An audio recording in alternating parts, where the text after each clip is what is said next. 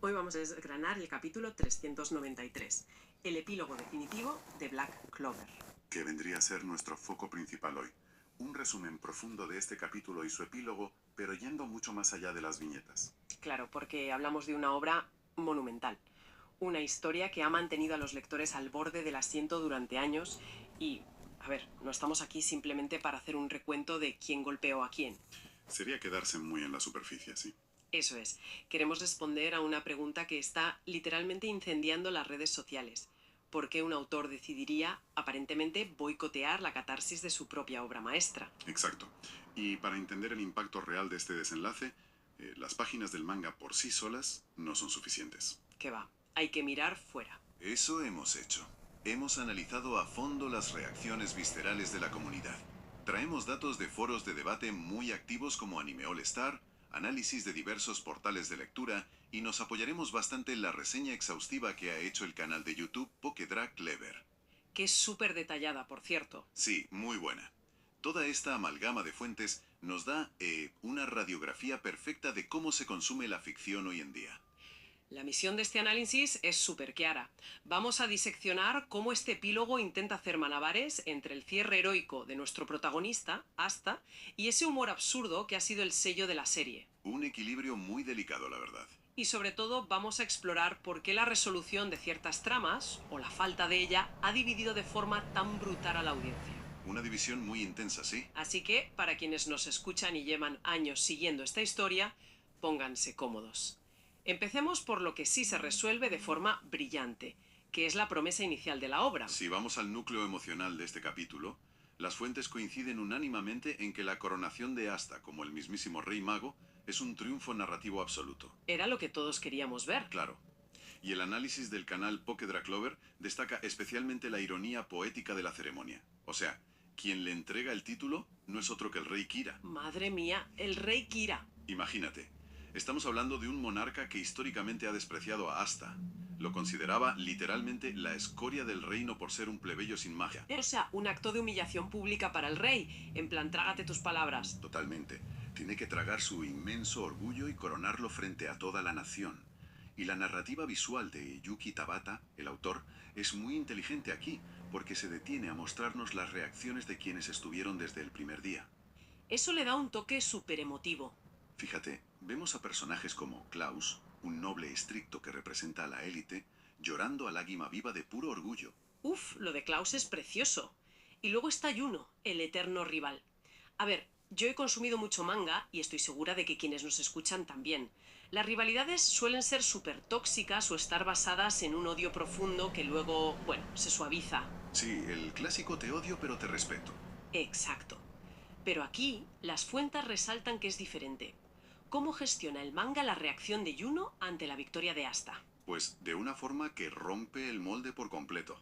Como bien señala el vídeo de Pokédrag Clover, la rivalidad entre Asta y Juno sigue siendo la más sana del género. Es que es súper sana. Juno acepta el triunfo de su hermano adoptivo sin una sola gota de rencor. De hecho, usa su propio poder mágico para preparar un cielo estrellado espectacular durante la presentación de Asta. ¡Qué bonito! En el análisis hacen una comparación muy cómica diciendo que Juno despliega una técnica digna de Piccolo en Dragon Ball. Ah, sí, una aura tremenda, ¿no? Claro, un despliegue masivo, solo para hacerle de telonero a Asta. Es una muestra de respeto absoluto que prepara el terreno para el discurso del nuevo Rey Mago. Un discurso que, por cierto, es toda una declaración de intenciones. O sea, Asta se lleva sobre su icónica espada Danma y promete proteger el futuro del reino junto a sus compañeros. Pero lo hace sin distinciones, que es lo importante. De cabecera, mi magia es nunca rendirse. Es tan potente que el asistente real, Marx, logra ver la figura del Rey Mago anterior reflejada en Asta. Es un momento de pura catarsis. A ver, déjame hacer una analogía para que nuestra audiencia aterrice este concepto. Es el equivalente exacto a que el directivo más tóxico de una empresa, ese que siempre hizo la vida imposible a un empleado y lo menospreció por no tener los mismos títulos universitarios, sea obligado por la junta directiva a entregarle el premio al empleado de la década. Y en el escenario principal, además. Eso es, en el escenario principal, mientras toda la plantilla aplaude a rabiar. Tiene un sabor a justicia kármica increíble. Me parece una analogía perfecta. Si conectamos esto con el panorama general, nos damos cuenta de que esta coronación no es solo un premio al esfuerzo individual de Asta, simboliza un cambio estructural masivo. Claro, va más allá del personaje. Las grandes obras de ficción siempre tienen un conflicto subyacente. El verdadero antagonista de Black Clover, desde el capítulo 1, no ha sido el demonio de turno, sino el sistema de clases. Un sistema súper rígido y lleno de prejuicios, sí. Exactamente. Que un campesino huérfano obligue a la realeza a arrodillarse ante sus méritos desmantela esa estructura por completo. El autor cierra el arco temático principal de forma impecable. Es épico, de verdad que lo es. Pero claro, a ver, hay algo que no me encaja. Y aquí es donde la cosa se pone rara. Ya sé por dónde vas. Pasamos de esta épica política y solemne al caos absoluto. Según las fuentes, los minutos previos a salir al balcón fueron un desastre de proporciones bíblicas en los vestuarios. Una locura total. En lugar de un líder sereno meditando sobre su nuevo rol, el autor nos muestra a un adolescente acorralado. Es una escena caótica a más no poder. Tienes a Charmy, uno de los personajes cómicos, obligando a Asta a comer raciones para 4 personas en el último segundo. Mientras Vanessa intenta arreglarle el atuendo a la desesperada. Exacto. Y luego entran las 2 eternas aspirantes a pareja que no le dan ni un segundo de respiro. Y con actitudes súper diferentes, además. Claro. Por un lado, Noelle mantiene su clásico Tundere. Para quienes no estén familiarizados con el término, es ese arquetipo de personaje que esconde sus verdaderos sentimientos detrás de una coraza de hostilidad y orgullo. La típica que te insulta porque le gustas. Eso es. Le suelta algo como: por fin estás lo bastante presentable para estar al lado de una princesa como yo. Y por otro lado, Mimosa está tan deslumbrada que termina insultando a su propio hermano sin darse cuenta. ¿Qué le dice? Dice que hasta un patán tiene buen aspecto cuando está bien vestido. Vaya tela, pobre hermano. Pero, a ver, la guinda del pastel la pone el personaje de Ichika, ¿no? Sí, la bomba de Ichika es tremenda. En medio del estrés de la ceremonia, Ichika le suelta a Asta, delante de las chicas que están enamoradas de él, que debe asumir la responsabilidad por haberle visto en el baño. Madre mía, qué momento para soltar eso. Se refiere a un incidente en el País del Sol, si no recuerdo mal. Exacto. Y las fuentes detallan cómo Asta intenta defenderse torpemente diciendo: había bebido, estaba completamente borracho, con el vapor no vi absolutamente nada, lo juro. ¿Qué le ocurre? Es terrible, porque lo único que escuchan Noelle y Mimosa es la confirmación de que Asta estaba borracho y de juerga. El pánico llega a tal punto que otros personajes, Findral y Vanessa, tienen que usar su magia para expulsar físicamente a las chicas de la habitación. Literalmente para salvarle la vida al protagonista antes de que salga al balcón. Sí, salvarle de sus propias amigas. Vale, a ver, vamos a desgranar esto. Porque es una decisión narrativa que a muchos les resulta súper chocante. Y con razón, es un contraste brutal. Claro, tenemos al Mesías de este universo a punto de recibir el honor histórico más grande. O sea, llevamos 10 años esperando este momento de gloria. 10 años literales. Y yo pregunto, desde el escepticismo, ¿no es esto una excusa barata del autor? ¿No arruina la comedia de enredos de instituto la majestuosidad del momento? ¿Chiste fácil para salir del paso? A ver, lo fascinante aquí es que, analizando la estructura del género, esto no es un tropiezo por falta de habilidad. Es un recurso narrativo vital. ¿Tú crees? Sí, fíjate, pensemos en lo que ha pasado con Asta. A lo largo de la historia, ha adquirido poderes que rozan lo divino. Ha salvado al mundo de amenazas cósmicas. Es prácticamente un dios a estas alturas. Exacto. El gran riesgo al que se enfrenta un escritor cuando su protagonista se vuelve tan ridículamente poderoso es que se convierta en un alienígena para el lector, una figura intocable. Alguien con quien ya no empatizas. Eso es.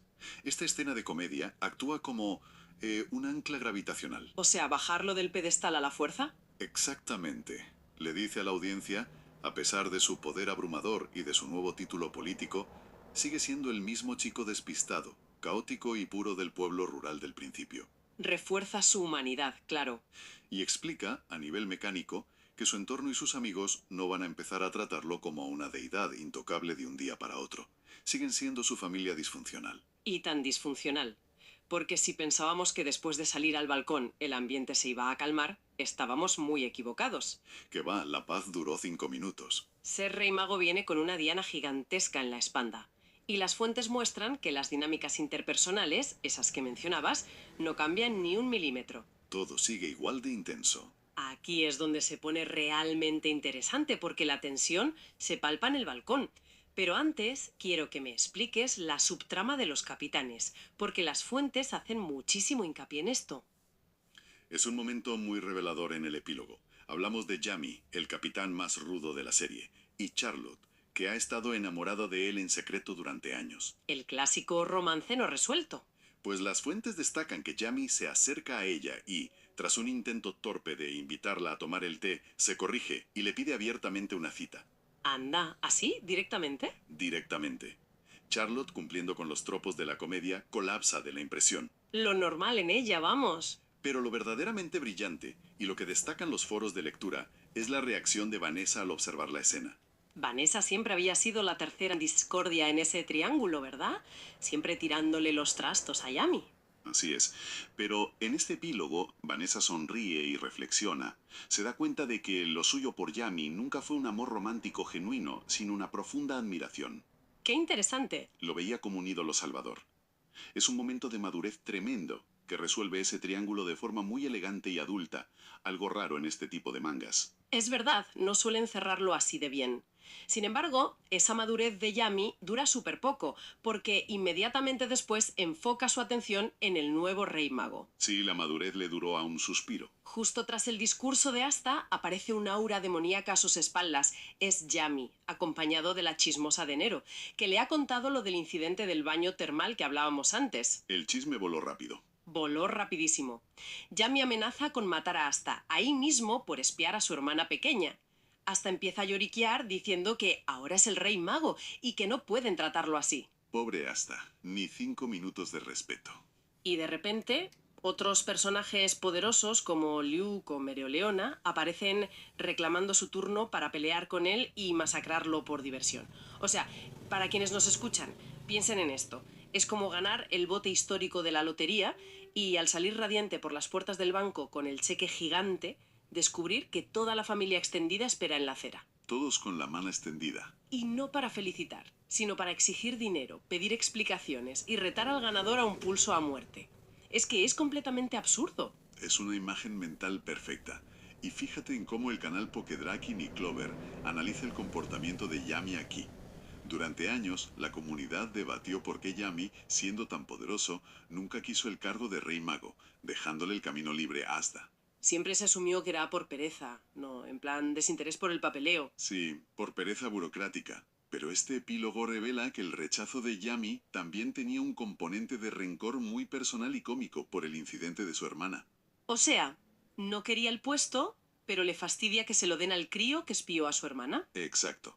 Nos demuestra que el respeto institucional nunca va a borrar la jerarquía emocional. Asta puede ser el rey mago. Sí, pero para Yami sigue siendo el mocoso al que le enseñó todo y al que puede amenazar si se pasa de la raya.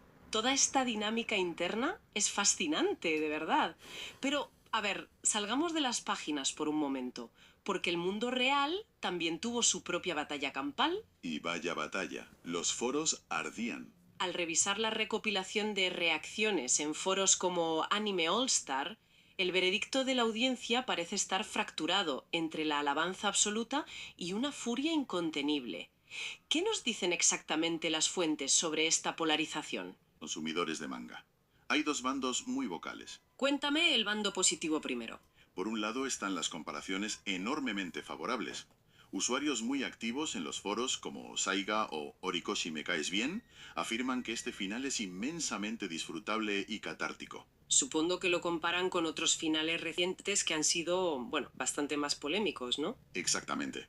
Lo sitúan muy por encima de los desenlaces recientes de obras como My Hero Academia o el arco actual de Chainsaw Man, que han generado muchísima división. Claro, obras enormes con finales que no gustaron a todos. El comentarista de Pokedra Clover va más allá y afirma que esta coronación es mucho más satisfactoria que la del propio Naruto. Uf, palabras mayores. Recordemos que Naruto, en su propia obra, tras décadas de publicación, fue noqueado por su hija el día de su coronación como Hokage y ni siquiera estuvo presente en la ceremonia. Es verdad, fue un chiste que a muchos no les hizo gracia. En Black Clover, hasta al menos da su gran discurso. Hay un sector amplio que valora esa consistencia del mensaje. O sea, el héroe logró su sueño de forma visible. Pero claro, luego está el otro bando. ¿Y qué nivel de frustración? El principal motivo de indignación es sorpresa. La omisión de una resolución romántica para el protagonista. El tema del romance, siempre igual. Usuarios como Stray Dog atacan directamente al autor con frases como «sin huevos hasta el final, Tabata». Muy duro, sí. Otros, como Francis VI, apuntan a cabos sueltos menores como la supervivencia de miembros del clan villano Socratis, en unas páginas extra. Pero, a ver, el verdadero elefante en la habitación es el romance. Duda. Es lo que más enfadó a la gente. La guerra entre las fans de Noel y las de Mimosas se quedó sin respuesta. Astra sigue aparentemente soltero o en un limbo absoluto. Y esto, fíjate, plantea una pregunta muy importante sobre las expectativas. Los foros debaten si dejar este hilo abierto fue accidental o intencionado. ¿Tú qué crees? Las fuentes sugieren fuertemente que es una estrategia. El analista del vídeo menciona que ya está saliendo nueva información a través de los guidebooks. Ah, los típicos libros oficiales llenos de datos extra y estadísticas que los autores publican aparte, ¿no? Esos mismos. Todo apunta a que la resolución romántica, o las respuestas a los cabos sueltos, podrían llegar en formato de novelas ligeras o futuras películas animadas. Entonces, a ver, ¿qué significa todo esto a un nivel más profundo? Porque me resulta fascinante observar a la audiencia moderna. ¿Por qué el fandom actual es capaz de perdonar enormes agujeros de guión durante 10 años de publicación? O aceptar que las reglas de la magia cambien por conveniencia. Sí. Eso es. Lo perdonan todo, pero pierden completamente la cabeza si el héroe no besa a la chica en la última viñeta. ¿Qué mecanismo psicológico opera ahí? Es una cuestión brillante que toca el concepto del contrato tácito entre autor y lector, o lo que llamamos la promesa narrativa. Explícame eso de la promesa narrativa en este contexto. En el género shonen, que históricamente se dirige a un público juvenil y se centra en la acción, los combates y la superación personal, el romance rara vez es el motor principal de la trama. Claro, el motor es ser el rey mago, pelear, superar los límites. Sin embargo, los autores utilizan la tensión romántica, los celos y los malentendidos como alivio cómico de manera constante. Constantemente. O sea, pasamos 10 años viendo a personajes como Noel sonrojarse, esconder sus sentimientos y golpear a Asta por pura vergüenza. Y ese es el kit de la cuestión. Cuando el público invierte una década entera de su vida leyendo esas interacciones íntimas, semana tras semana, se genera una expectativa monumental. Una expectativa que esperan que se cumpla al final. La promesa narrativa dicta que si plantas un conflicto, sea una guerra mundial o un triángulo amoroso, tienes que darle una resolución. ¿Y si no se la das? Cuando el autor evade tomar una decisión en el tema romántico, probablemente para no enfurecer a la mitad de su base de fans que apoya a la otra candidata, la audiencia siente que se ha roto esa promesa. Se sienten traicionados, claro. Para hacer una analogía, es como invertir tiempo emocional y dedicación en una cuenta a plazo fijo durante 10 años y que al final el banco te devuelva solo el capital inicial sin un solo céntimo de intereses. Se percibe como un robo de tiempo total. Exacto.